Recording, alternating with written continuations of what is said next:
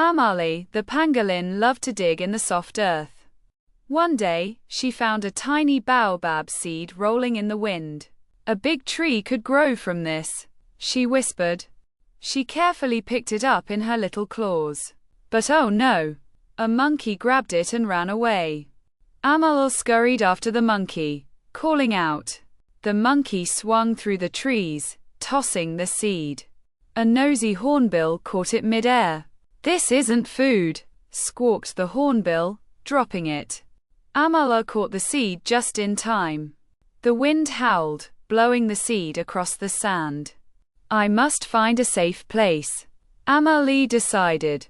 She spotted a shady patch near a waterhole.